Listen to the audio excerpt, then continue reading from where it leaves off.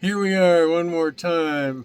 Friends, this is Papa Dale, and we are doing another lesson, Bible Nutshell, for the series, The Bible Nutshells. This is nutshell number 47, titled Enslaved. It's one of about 100 that I've written, which what they are is they are the essential doctrines of the historic Orthodox Christian Church.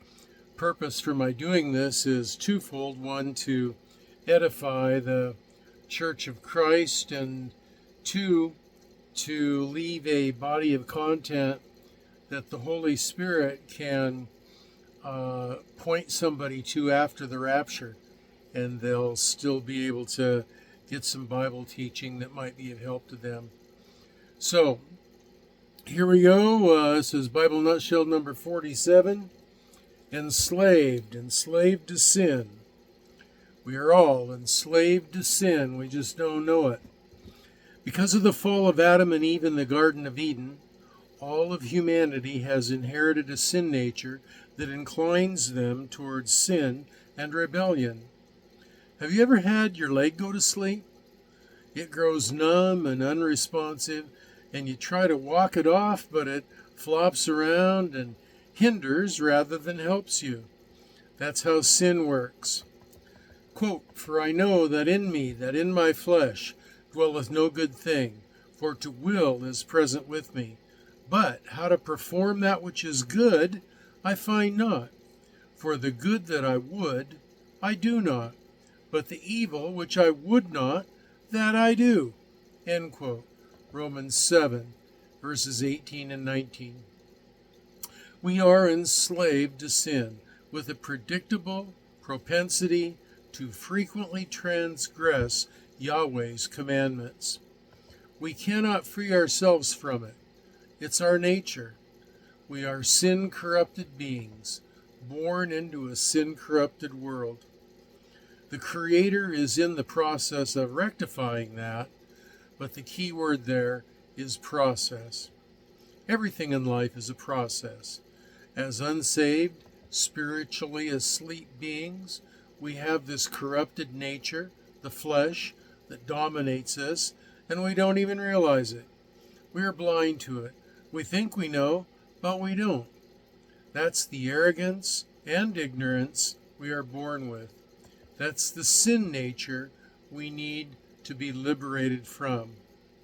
After we are born again and are given new spiritual life, that lying, deceiving flesh still remains and attempts to draw us back into an ungodly lifestyle.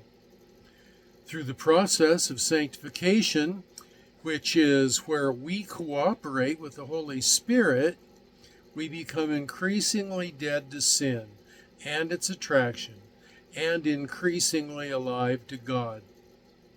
We need to draw closer to the Lord to overcome it. It isn't until one experiences salvation through the work of Christ that he or she is able to overcome sin's enslavement and deception, and it's done through the power of the Holy Spirit. Quote, "There is therefore now no condemnation to them which are in Christ Jesus, who walk not after the flesh, but after the Spirit. For the law of the Spirit of life in Christ Jesus hath made me free from the law of sin and death." Romans chapter 8, verses 1 and 2.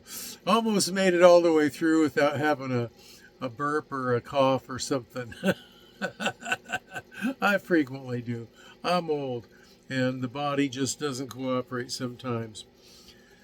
So that's it. That's the lesson on enslavement. It's kind of a short lesson today, but the crux of it is we are all enslaved by our very nature. Adam and Eve sinned, and then afterwards they made children, and those children made children, and those children made children.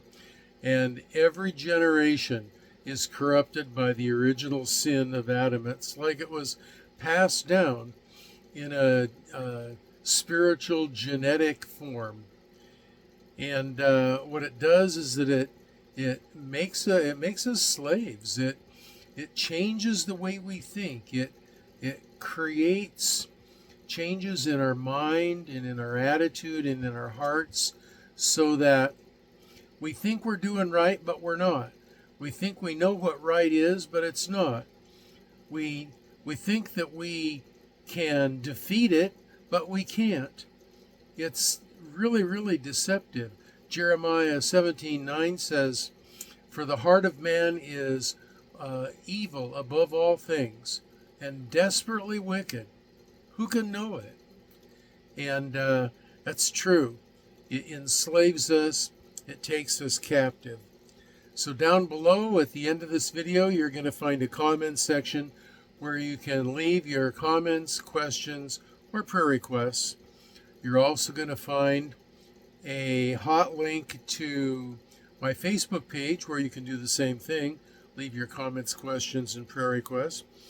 And also there will be a link to the lesson notes for nutshell number 47. And you'll be able to follow along at a slower pace and look at the scriptures and look them up. So the next video is titled Temptation. So that'll be a really interesting one. Make sure you click forward to the next one on the playlist and follow along with me as we discuss temptation. So that's all there is for now. This is Papa Dale signing off.